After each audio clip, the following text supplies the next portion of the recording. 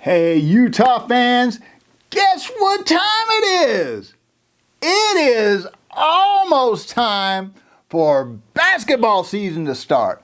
Now, I know we've still got 5 games left in the football season, and trust me, right now, football is number one. In fact, because of how good football has been, with Urban Meyer and beyond with Coach Witt for most of the time,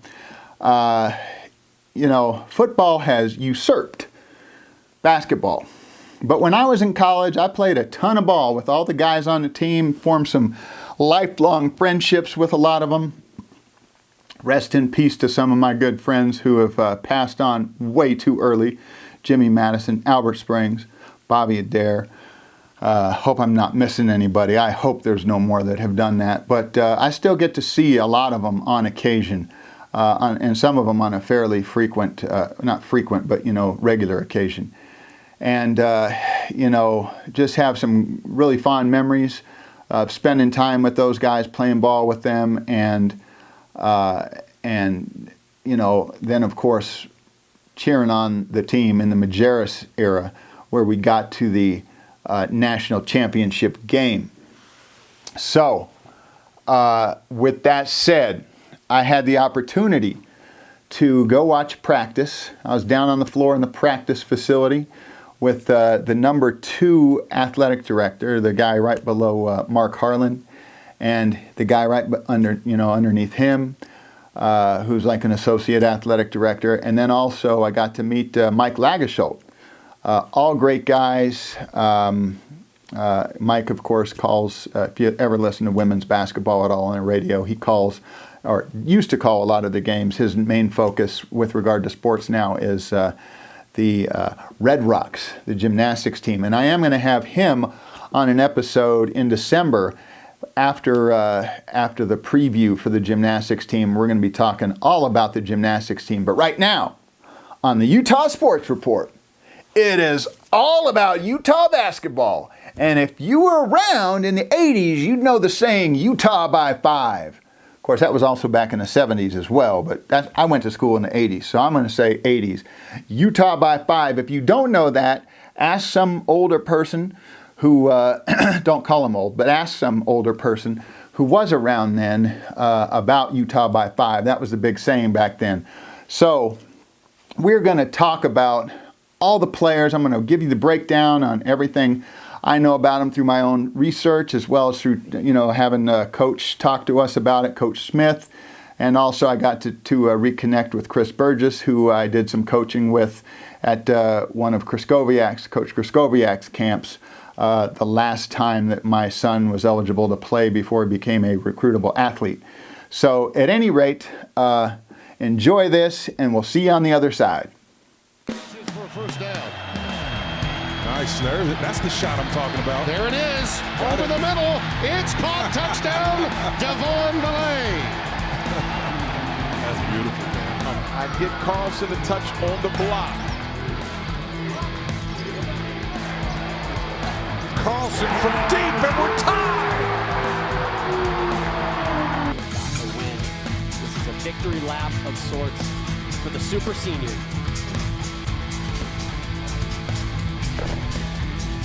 Ginormous double layup.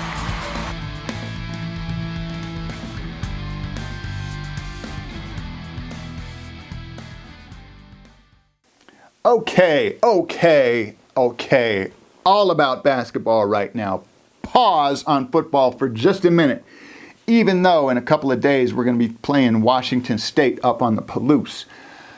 Now, basketball. Man, I'm as excited about this team as I've been about a team probably since, DeLon, Jakob Poeltl, and Kuzma, and some of the other dudes that they had on that team. And I was excited about some of the teams right after that too, but this young team has me very excited. I think they've got a lot of potential. And I think we're going to see a lot of vast improvement over last year's team. We are much bigger, stronger, faster, far more athletic.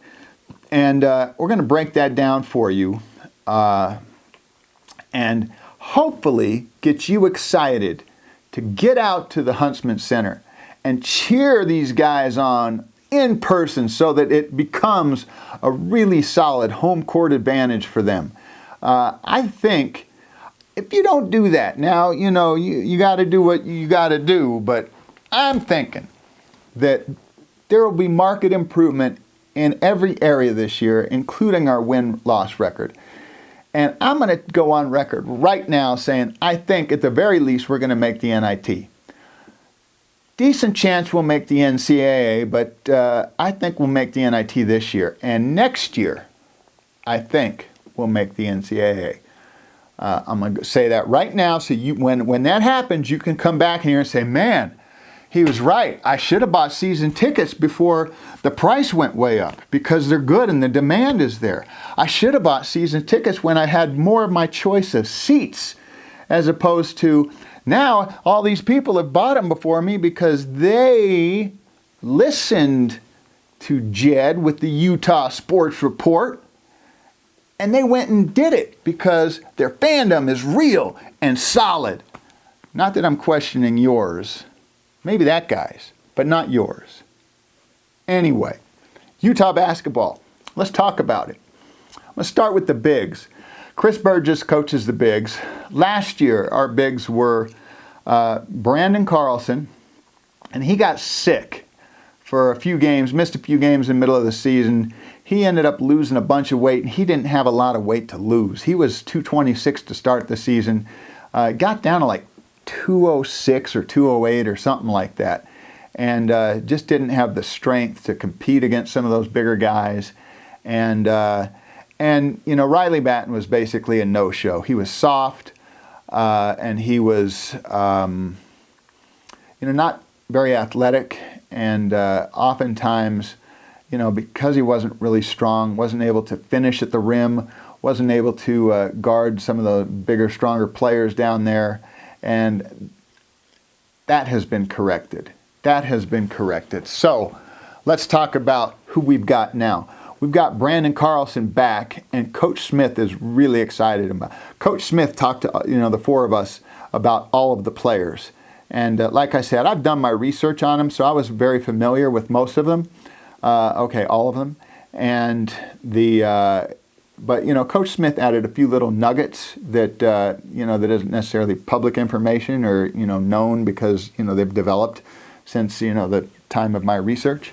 So Brandon Carlson, he thinks the world of Brandon.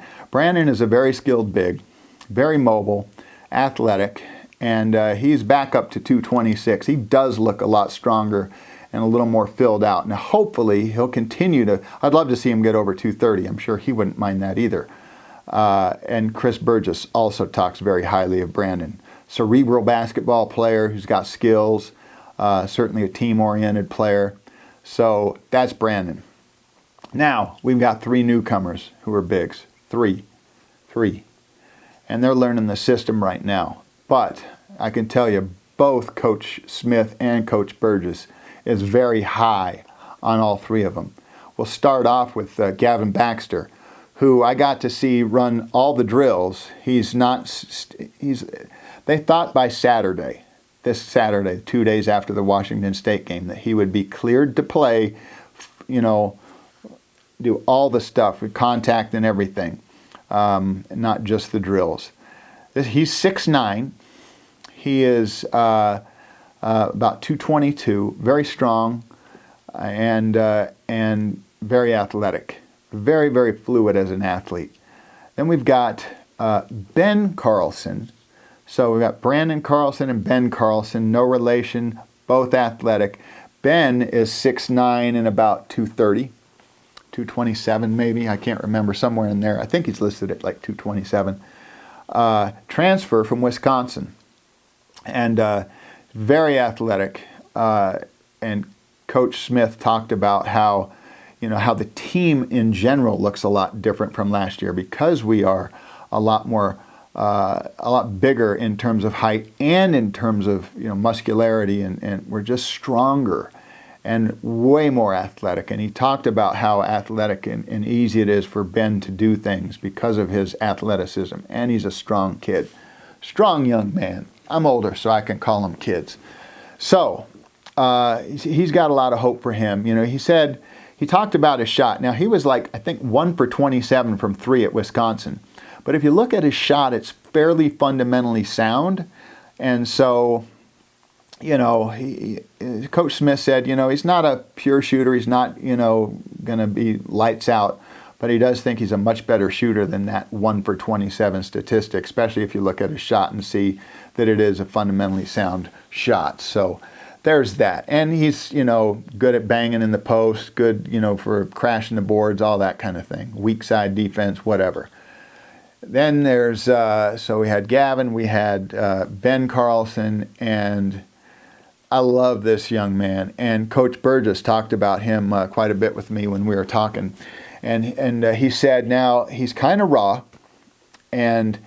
but he said already he's made very noticeable strides. He didn't start playing basketball until his later years in high school. I think he maybe 2 years in high school. I can't remember. Maybe it was 4, but I don't think so. I'm not sure. At any rate, he hasn't been playing it for as long as most of these kids have who, you know, played high school ball and played, you know, AAU ball before high school and during high school and all that. So, but Keba Keita, and that is how you pronounce his name. It's Keba, not Keba. I confirmed that with him directly when I got to meet him. I got to meet all the players, all really nice guys, very polite, very respectful. And Keba, very athletic. The guy's shoulders are freaking massive and just very strong. I mean, very well built. Also a very fluid athlete, and you know, he'll be doing things. Chris Burgess, the one thing that he told me about, told me 2 things that stuck out about Keba. The first thing that stuck out was he said he is an NBA rebounder and shot blocker right now. Right now. His offensive game is a little, you know, a work in progress, but NBA rebounder and shot blocker right now. Now, the other thing that he said is that he says, you know, as people learn things, the game starts to, you know, become comfortable with the game, whether it's the, you know, the system that you're in or just the game in general. He says the game really starts to slow down for you. It's not like you're in a rush all the time trying to play catch up because everybody else is a step ahead of you or whatever. He says it's already slowed down for him a ton. He says he's just blown away by the progress he's made in the short time since, you know, they've been working over the last few months together, you know, a little bit before official practice started, and now, of course, during the 2.5 weeks or whatever of official practice. So there's that. The other thing that was interesting with Keba is that they were doing a drill. I was watching them do these drills and wanted to see how Chris was coaching them and everything and see what all of them were like. They were all, again, very fluid athletes and did very well. And so Keba was posting up the defender, and you know, Chris made a nice post feed. Keba had a nice target for him, and he got it. And he was supposed to turn to his right shoulder, which he did, and he was supposed to go up with a baby hook with his left hand, turning like this and going up with the left hand. Well, Keba didn't have the confidence in his left, so he went up with his right. You know, because it's unprotected, the defender was able to kind of, you know, get his hand on the ball, and the shot wasn't very good. He missed it. It wasn't horrible, but he missed it. And if he was able to go up with his left and keep his body between the defender and the shooting hand, you know, it'd been fine. So he talked to Keba, just like that, very nice, and in a manner where he's building Keba up. He says, Keba, have confidence in it. Don't doubt yourself on that. And so he said, let's run that back. Instead of making him wait till his next turn, he said, let's run that back again right now. He got it to Keba again in the post, and Keba made a nice little move with his left hand, turning with his, you know, right shoulder, and then nice little baby hook, fell right in. It was beautiful, and Chris celebrated with him. So I really love the way Chris coaches, building these guys up, giving them confidence, and I think that's going to also be a key factor for a lot of these young kids' development and a lot of their ability to just play freely and not be looking over their shoulder. And I think Coach Smith is very much that way as well. If Coach Smith pulls you, he's going to coach you and he's going to get you right back into the game so that you can work on that right then and not be, down on yourself and questioning if Coach, has confidence in you or anything like that. So those are the 4 big guys. I'm super excited to see them play and to see what they can do. Much more depth at size. So that's going to be fun. Now, as for the rest of the guys, and just so you know, little teaser right here. We're going to talk about length and how the NBA measures length, and college football too, but that's where they get it from, is the NBA system. And during this break, I want you to take just 2 seconds and move your arrow, your cursor, over that subscribe button right below and click it if you're not subscribed. If you are subscribed, you don't need to do anything. Don't unsubscribe, please.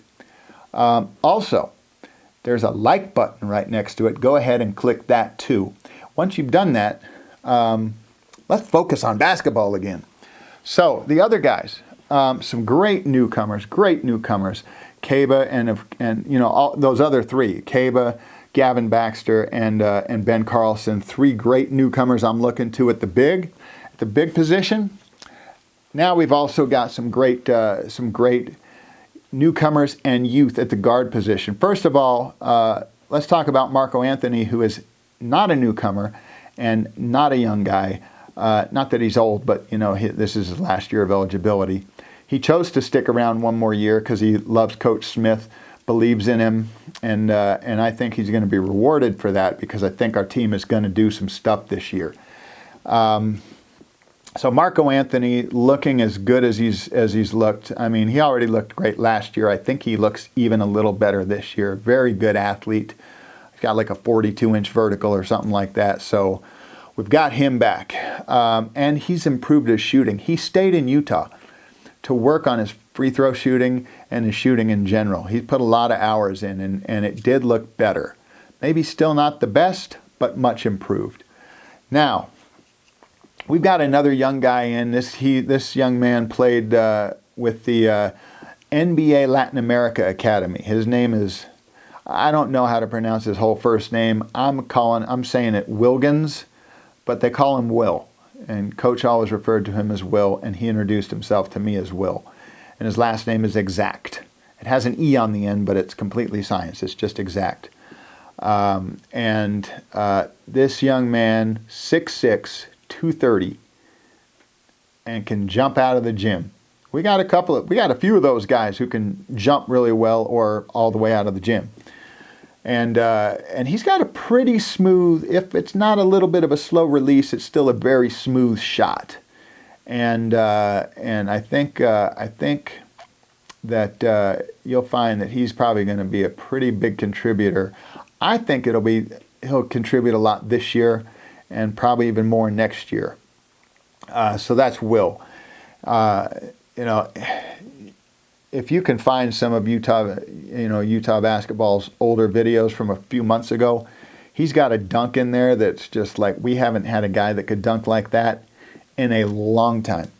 So, hang on. Drop my thing. Okay, so that's Will. Now, we've also got another a transfer, Saunders. Now, the Saunders kid is transferred from Cincinnati, much like Gabe Madsen transferred last year from Cincinnati. And he's 6 feet. And this is where we're going to start talking a little bit about length. But before we do, he's quick. He's a kind of guy, kind of a guard that we haven't had since Cedric Bearfield or, Justin Bibbins to an extent, but Justin was so small that it's hard to compare him. But he's the kind of guy that can break a defense down. He can penetrate. He can draw the defenders in, and kick it out to the open wing for an open three-point shot, or he can go in and finish at the rim if the defenders don't get over and impede his path quick enough. The other thing he can do is he can guard the other team's quick guard, something we haven't had the ability to do. Raleigh did a good job. He's a tough kid, and he did a good job last year because he's a little bit bigger, strong, a little bit taller, relatively long arms, but doesn't have the quickness that Saunders does. So I think you're going to enjoy that added element to the team. Now, let's talk about that length thing. So the way that the NBA measures length is, so if you hold your arms out from the tip of the fingertip on your right hand to the tip of your longest fingertip on your left hand, if that is exactly your height, then you're average, and your score is 0. If that wingspan is 1 inch more than what your height is, you're a +1. If it's 2 inches more, you're a +2, and so on. We have 7 guys, if I remember correctly, it's 6 or 7, but I think it's 7 guys on our team that are +6 or more. So Saunders is one of them. Saunders is a +6. So even though he's only 6 feet, because he's +6, it's like he's 6'3" with 0, with his wingspan that's exactly 6'3". So that is, to me, that's cool. We've got Kaba is like +5 or 6 or 6.5, maybe 7, I can't remember. I think Gavin Baxter is +6, 6, 6.5, 7. One of them is like 7.5. I can't remember which one. It might be Kaba. And the dude can jump anyway, so you add that length into it. And I can't remember all the rest of them, but there was 6 or 7 who have a +6 or higher, which means we've got a lot of length. And I think Ben Carlson was +3 or 4, maybe a little bit more. But yeah, so we've got that. Then we've got Luka Tarlach. Really nice all of these guys were super nice, when they introduced themselves to me. And we got to, some of us, I had a little bit of time to chat with them for a few minutes. And Luka was very personable. Spoke really good English. He's from Serbia. Spoke really good English because his father played in the NBA. And both of his parents are athletes. And Coach Smith was very high on Luka. Now, Luka didn't get to participate in the drills at all because he's still nursing an injury. They think he'll be back within the week, full contact, all that kind of thing. But Coach Smith was very high on Luka Tarlach or whatever, however you say his name. Says he could guard every position. He's 6'7", has some decent length. He's also a plus. Can guard every position. Says he can play like 1 through 4, depending on the size of the lineup they're going with. But he's very cerebral, very smart, and he thinks that he'll be a big contributor over this time here, and that the fans are going to love him because of how good he is. Great passer, decent enough shooter, just very, very cerebral. Then, of course, we have Luka Stefanovic back, who has apparently taken another step forward. You may remember that Luka won Freshman of the Week 4 times last year. And so good for him. I like him. Also a really nice young man. Also speaks pretty darn good English. Both of those guys are from Serbia. So it's kind of fun having a couple of Serbian dudes, both 6'7", have some good length, playing at the guard position. Mostly, like he said, though, Tarlach can play, 1 through 4, guard everybody.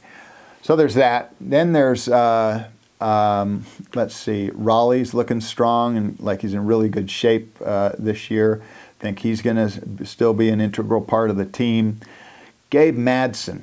I loved him last year because he was a heck of a shooter, played really hard on defense, made some good plays on defense. The dude spent some serious time in the gym. He's got like next to no body fat on him.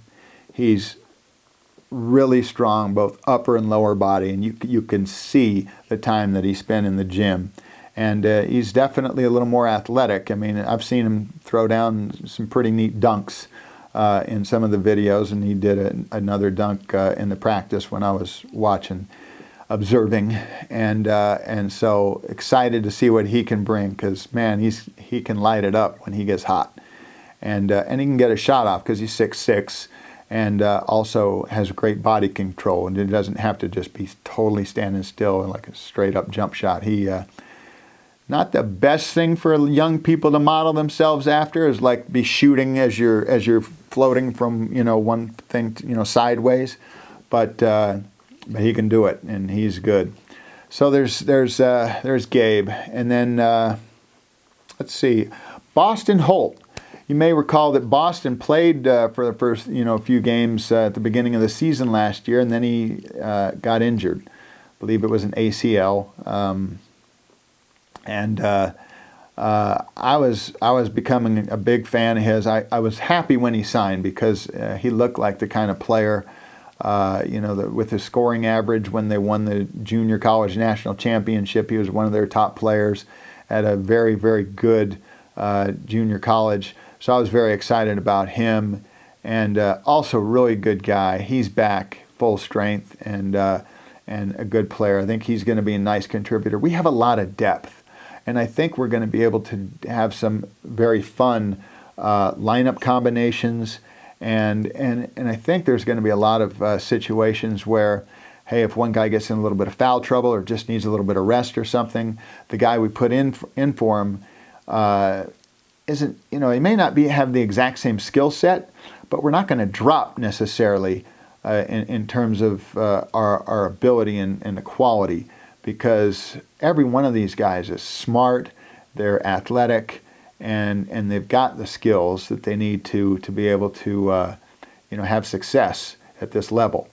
And so, I'm so excited for this team, and I hope you guys can get excited. And I highly recommend at Night with the Runnin' Utes, go there and check them out, and then check out some games throughout the season. There's a number of seats that are available, both for season ticket purchase as well as single game purchase. Go check them out. Let's show up and support this team as they grow and become something that I think could really be quite special. And let's get rid of those stupid black curtains that are blocking that upper bowl, and let's get to where we are filling that bowl 15,500 and whatever it is that the Huntsman Center holds. And let's give them a true home court advantage and let those opposing teams know that they're in our house. This is Jed Wonderly for the Utah Sports Report. If I didn't mention your favorite player, it's because I'm old and I forgot. But I really did like all of the players that I met, and I think that we've got a great squad. Come out and enjoy them. Utah Sports Report signing off with Go Utes.